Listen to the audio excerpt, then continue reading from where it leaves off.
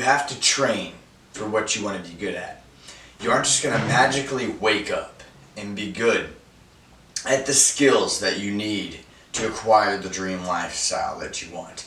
Even if you're naturally gifted at stuff, let's say you're naturally athletic, you're still going to have to go to the gym, or that person that works harder than you and puts in more hours in the gym will beat you when you meet them. This is based off of Tai Lopez talk, where your repetition equals your reputation. Whoever does more reps in sets is going to win in life. Let's say you want to be a YouTuber, you better get good at doing videos. Let's say you want to be a musician, you better get good at writing songs. Let's say you want to be a businessman, you better be good at doing the systems and processes that come with it, including the boring ones. Because when you meet the person who trained more than you, they will beat you. And when they beat you, that means that they're going to level up and you're going to stay where you're at. Because there is levels to this game. Another point I wrote here, kind of scattering here, but I like it, I feel the flow here, is you don't want to compare yourself to amateurs. A lot of people will make the mistake of going, oh, well, I'm pretty good at this compared to like the people around me. I could do this. No. Don't compare yourself to the amateur level that you're seeing currently around you. Aim to be at the pro level. So create a masterpiece out of your life. To be a master at something, it must be in your DNA. It must be a blueprint that is coded within you. Something that you feel like you're breathing or sleeping or walking or talking as you're doing it. It should be as simple as that. Because Picasso created 50 to 60,000 different pieces of art. So he was living and breathing his art. And we only know about maybe 5 to 10 different pieces from Picasso.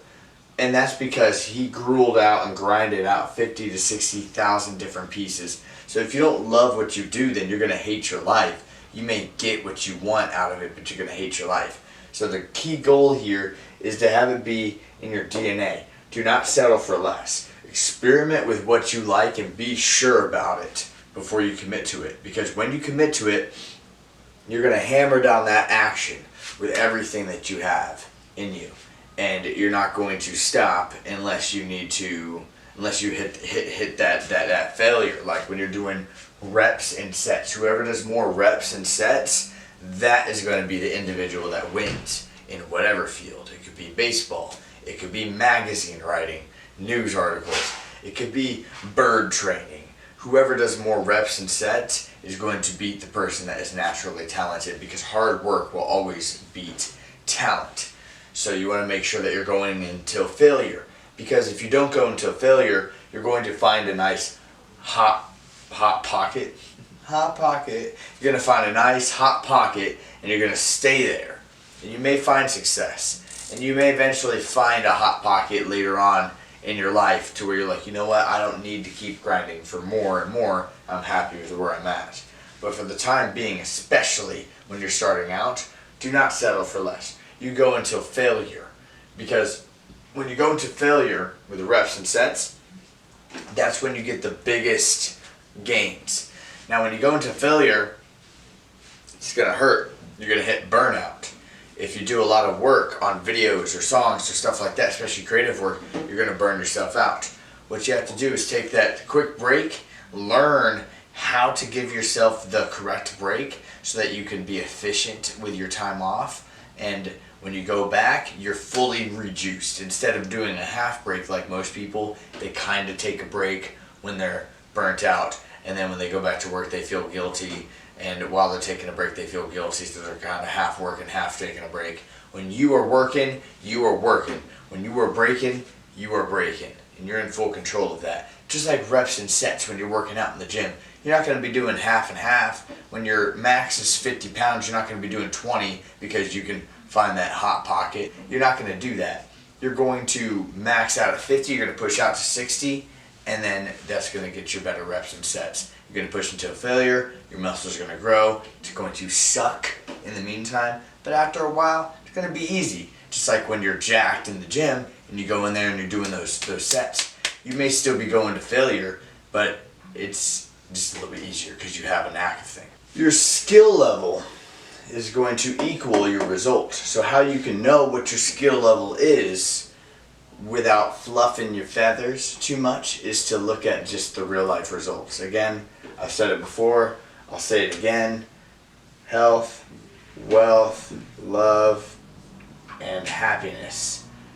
Okay, so I like to look at the amount of money in your bank is going to be your money skill level. So if you don't have very much money in the bank, then your money skill level is low, and you need to pay attention to that. Because if you don't have very much money, it's going to be hard to acquire resources, the resources you need to, produce stuff that you're creating.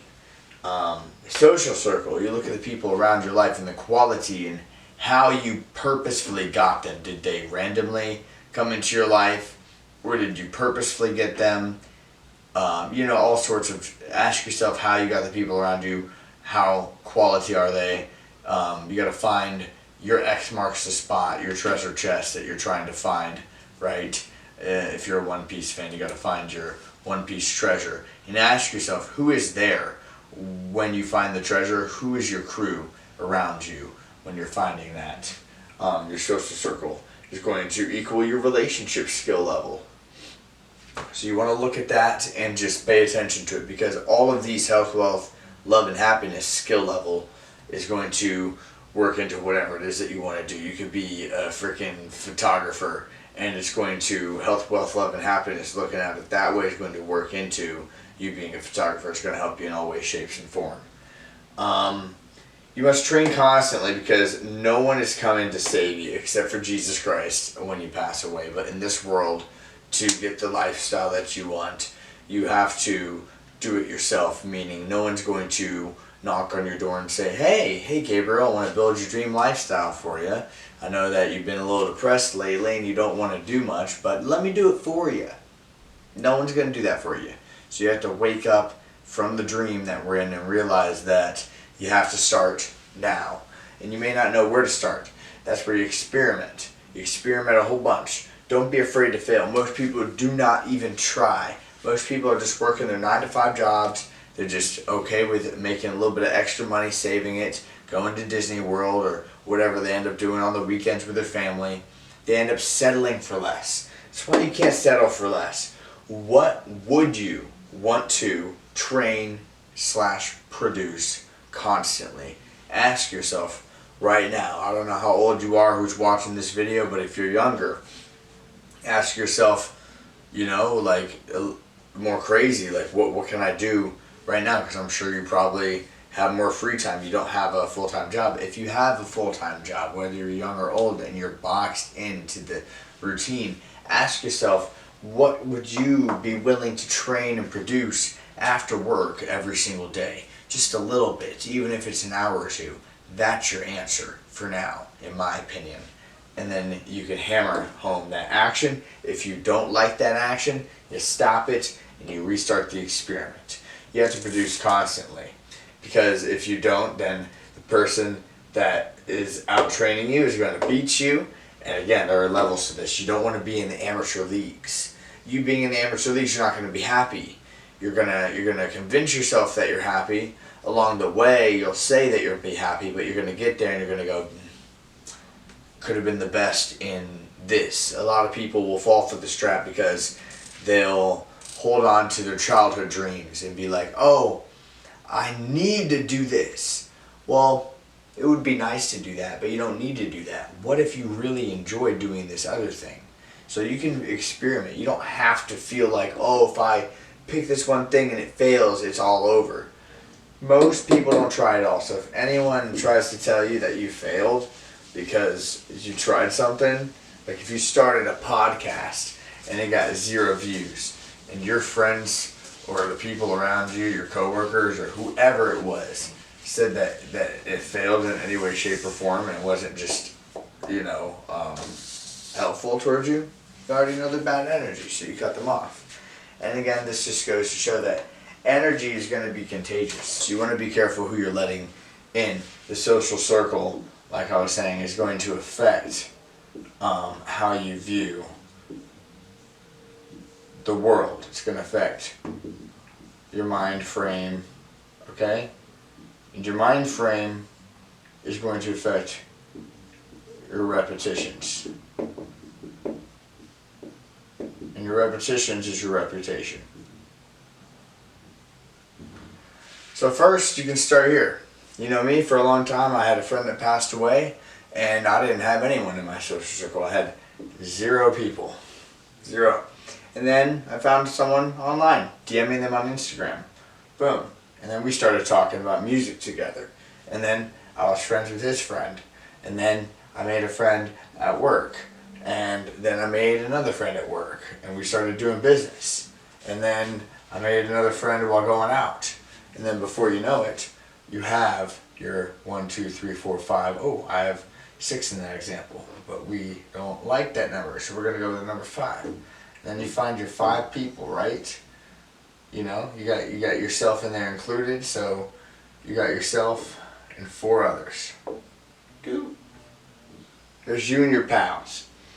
You and your pals need to have an absolute solid mind frame. So we're just going to put some crowns on you guys, okay? You guys are kings. You guys are going out together. You guys are wandering that way together.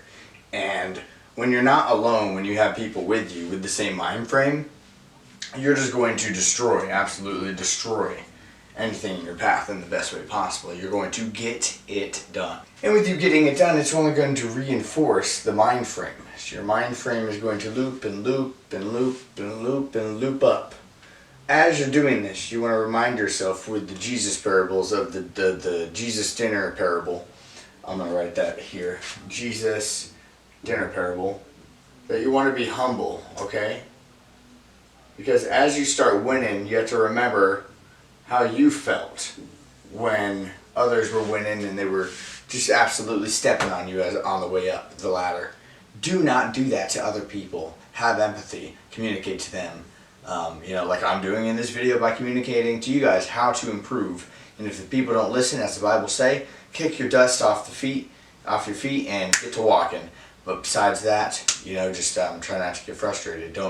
You can't force a horse to drink the water, as the saying goes, but don't shun them either. Don't act like you're better all of a sudden because you're going up the ladder. And when you understand your repetitions and reputation and you start doing them with purpose, okay, this is going to help these loops, these habits, propel you forward, because you and your 5 buddies, hopefully you do one thing, your friend does another, maybe your other friend does the same as you, then this person does another thing, and then this person does the same thing as your other buddy. Now you got 2 people doing one thing, you got you and your other friend working together, and then you got a joker wild card. So you got a whole team of people, and then before you know it, then you have a 6th person, and then you have a 7th person, and then you just keep adding on to the team. And ultimately, why you want to do that is because no one does anything alone. So stop trying to think that you can do this by yourself. Yes, you should, find a way to do your processes by yourself and not rely on the people around you to do everything for you. But you also want to find other people that you can kind of synergize and work together. That way you're not just doing everything and burning yourself out. You can do this, they can do that. And, by really getting clear on what it is you want your reputation to be, then you can start to focus on your repetition. We're going to reverse engineer it. So ask yourself, what do you want your reputation to be? Okay? Ask yourself, what do you want to look and feel like? What do you want to look and feel like, okay? That's health. Now ask yourself, how much money?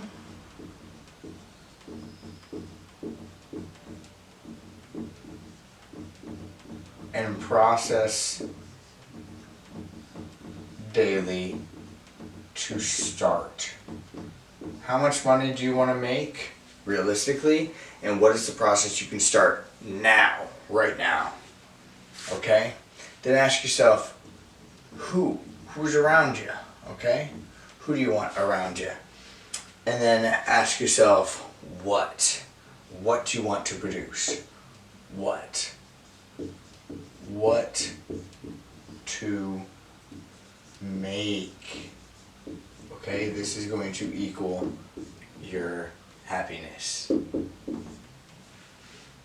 So starting from your reputation, you can literally reverse engineer what you want to do, how you want to look and feel. That's going to determine your gym process, how much money you want to make in the process. It's going to determine the repetitions that you do every single day to do that.